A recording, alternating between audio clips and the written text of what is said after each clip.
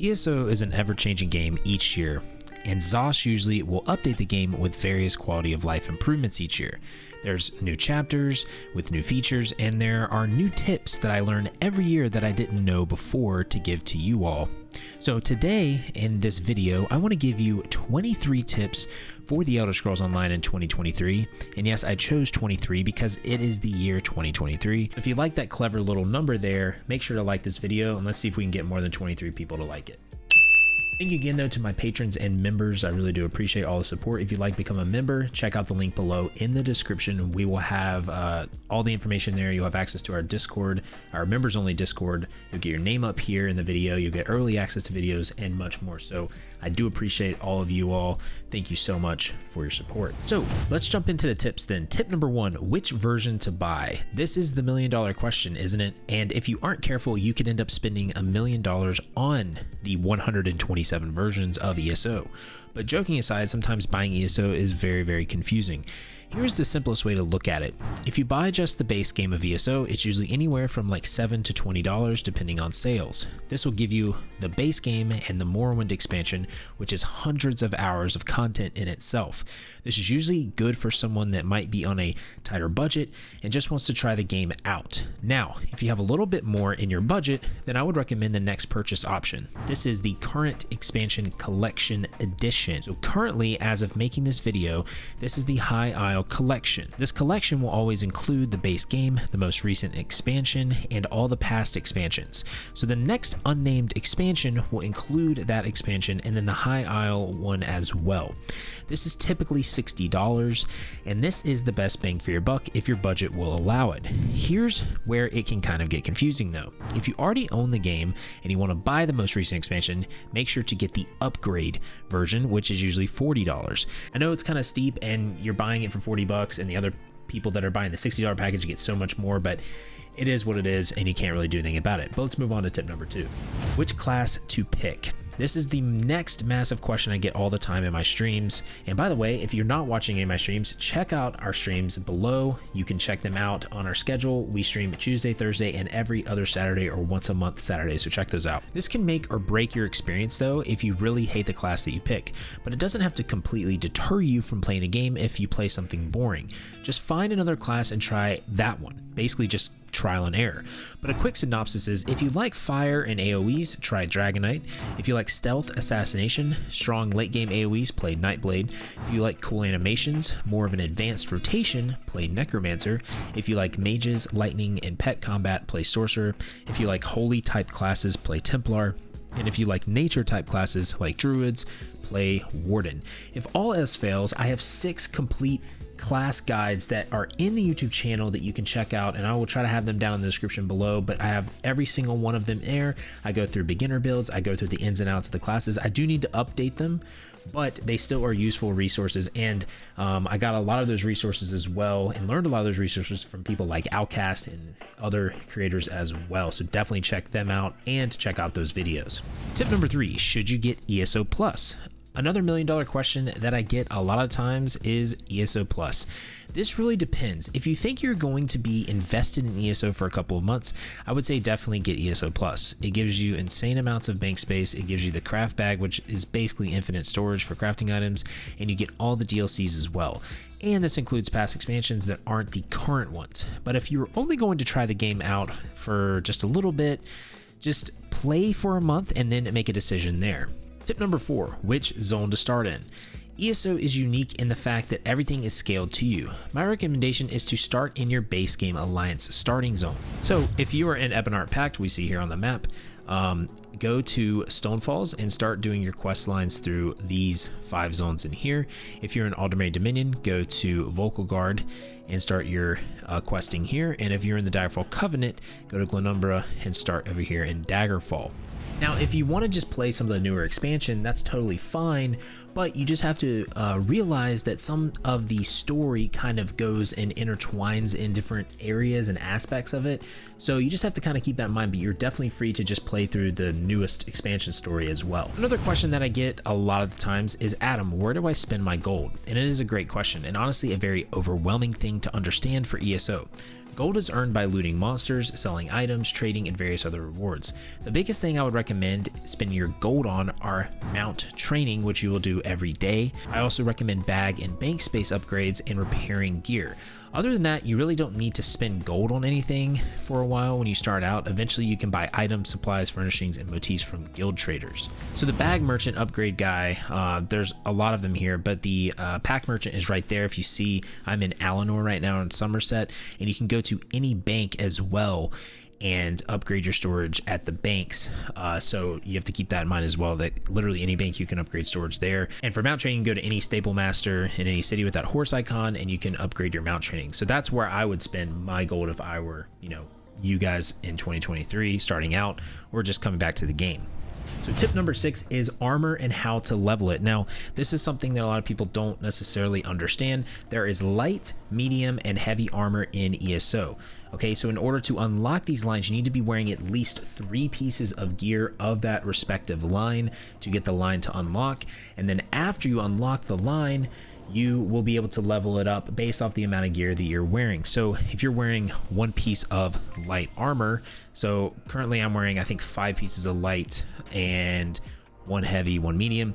So 5 pieces of light armor is going to level the light armor skill line faster than your medium and heavy armor because I'm only wearing 1 piece for each. So it's based off the amount that you're wearing, but that is how you level them. What I recommend is that you get them unlocked and you just wear a couple of each, and that way you level up the lines in case you want to be a tank or a healer or whatever, at some point. It gives you a lot of options.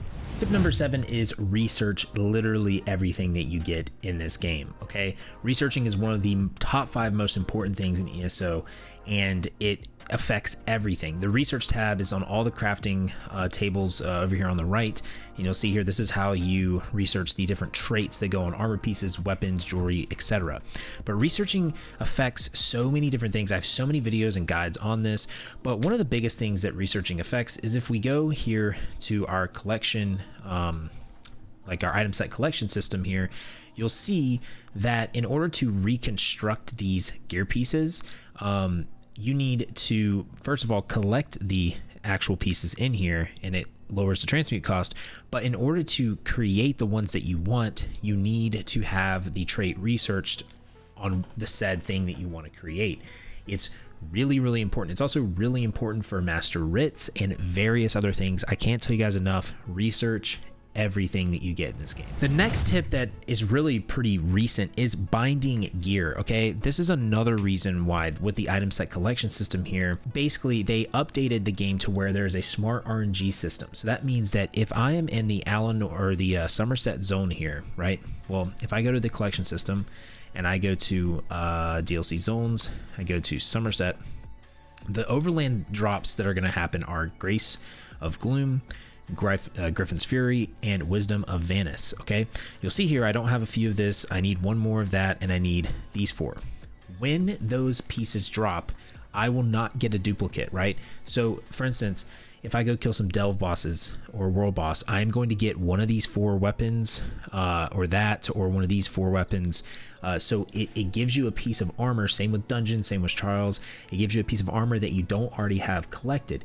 Now, the reason binding gear is so important though is, say I get the Vanis axe, okay, and it sits in my inventory, and you see up in the top right there on my items it says bound. If it says bind on equip and it's not bound yet, that means that I have a chance. So this is really prevalent in dungeons because people will kill bosses and all that other stuff, and they'll get to the end of the dungeon, they'll have duplicates of armor, and it's because they haven't bound their armor into their person yet. If you don't bind it, then it won't be collected in your item set collection system. So just keep that in mind, because if you want to try to collect everything, you're trying to get that transmute cost down. That is really, really important.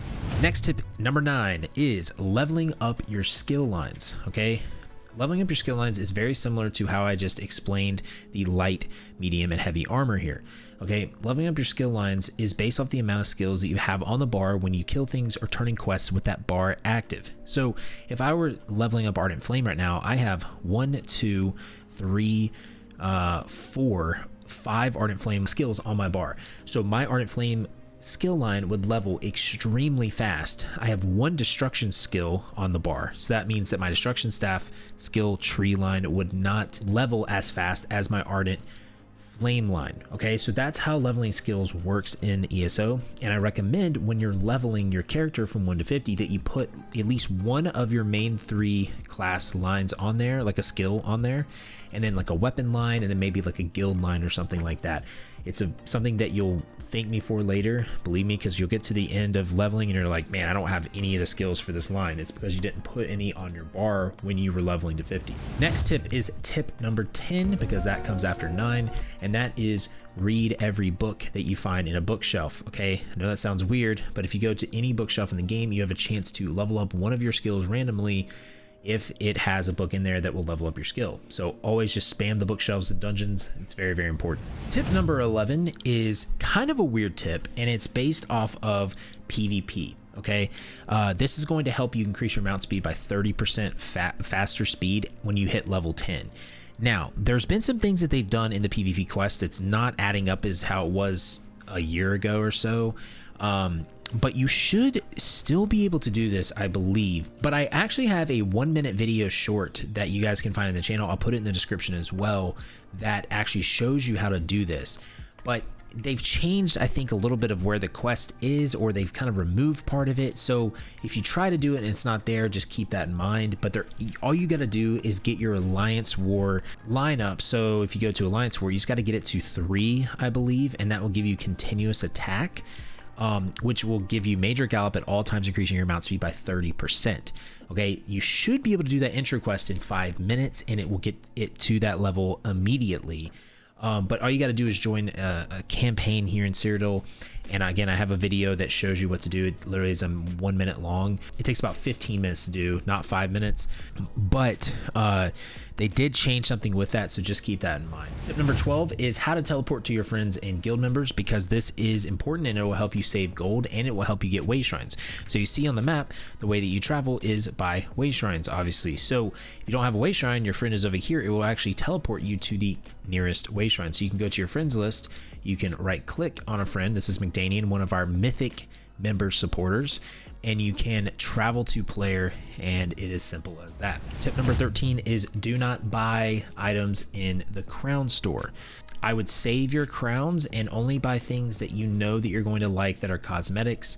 And I have a whole video on this. You guys can check it out in the channel, but I'm serious when I say this, guys. It's just not worth it. It's just not worth it. Okay.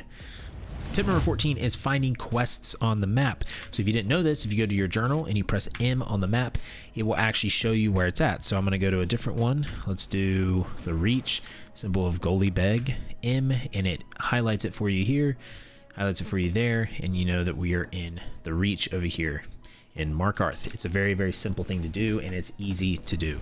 Tip number 15 is sharing daily quests. Okay, so if you have any daily quests, let me see if I have any currently. So if I go to Somerset and you see here repeatable quests, which is daily quest here, I can highlight over this, and if I'm in a group, I can press F to share, and that will share the quest. Now, if you are in a zone here with people and you want to do all the world boss quests and all the delve quests, you can do that.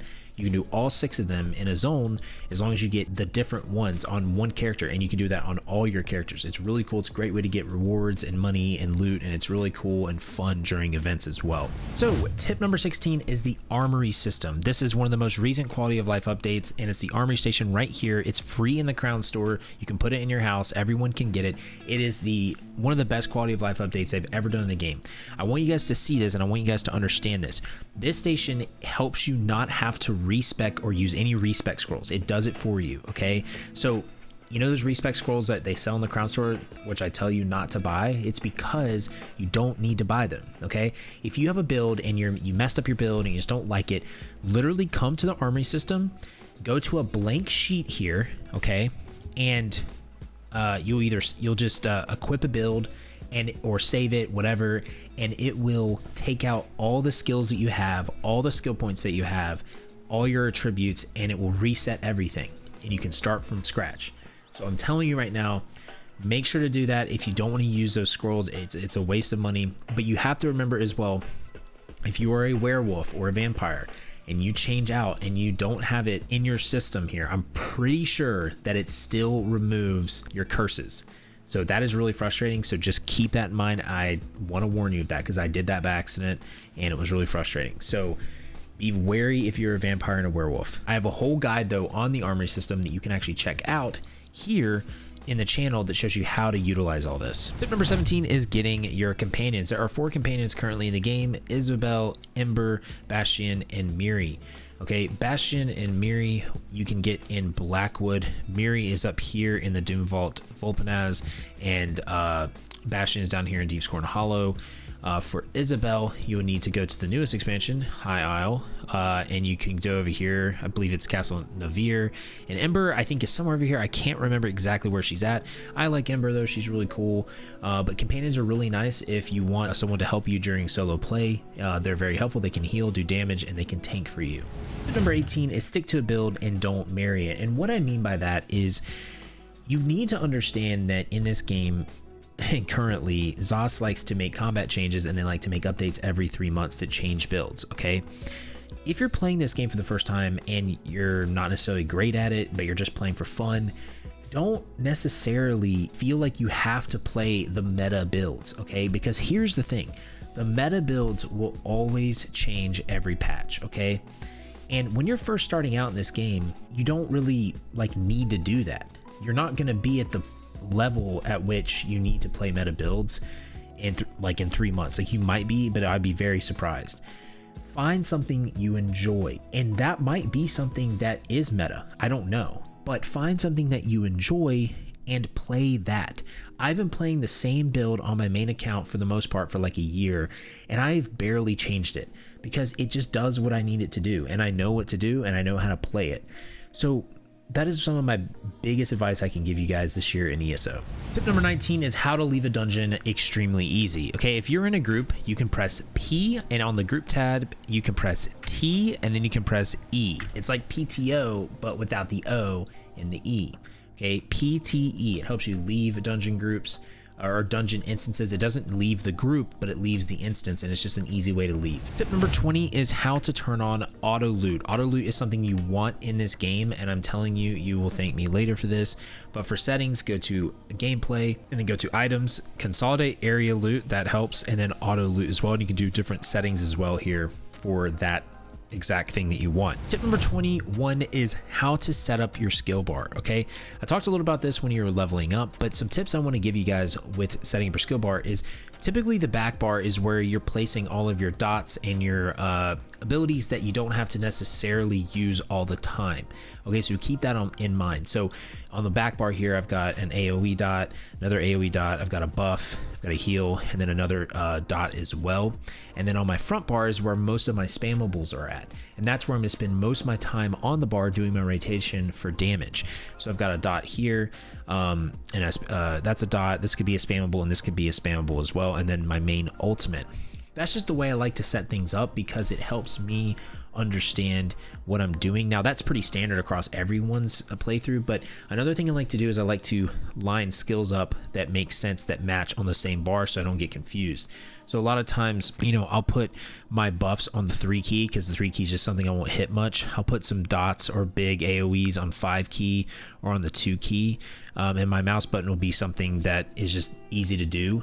So that's just how I like to line up my skill bars and how I like to utilize it. So I hope that helps you all out. Tip number 22 is how to get better at combat. Okay, and now this is a very wide subject and I won't be able to cover everything in this tip, but I just want to give a little brief summary and rundown of how you need to get better in this game at combat. And that is by playing the game. And I know that sounds really, really sarcastic, and I don't mean it to be that way, but seriously guys, in order to get better at combat in the game, you have to play it more and more. The way ESO's combat is set up is you've got to get experience, okay? You can't stress about your DPS when you're 2 weeks into the game, okay? You might be at 160 CP, but you're not gonna be pulling the same numbers that some of these content creators are pulling, that some of these high in-game players are gonna be pulling, because you haven't played enough of the game. And so I want you guys to understand that, and I don't want you guys to be discouraged if you're not seeing high numbers, okay? Play the game, enjoy the game, and I'm telling you, you will get better throughout time, okay? You also have to practice your rotation if you also want to get better at some of the high-end DPS numbers, okay? But I've got a lot of combat guides in the channel as well that can help go into some specifics, but I'm serious when I say that. I hope to encourage you with that and not discourage you with that. And tip number 23 is, most importantly, take your time and take breaks, okay? This is a MMO. There is thousands of hours in ESO. There are tons of things to do. It's overwhelming. You don't have to play the game all at once. Take time away from the game, take breaks, have fun playing the game, and just take your time when you actually play the game, because I'm telling you, you will burn yourself out and you will not want to play the game again if you don't do that. And you don't have to rush. Again, the way ESO is structured, the game is set up to where you don't have to rush things, guys. It's all horizontal progression for the most part. So take your time and have fun in ESO in 2023. And if I have missed any of the tips that you want mentioned in this video or you think are useful for people, leave those tips down below in the comment section. I'd love to see them. But thank you again to all my members and patrons. I really do appreciate all the support. Check out all these videos above me. They're usually right here, I think. And just remember, y'all, to have faith be great, and I'll see you on ESO.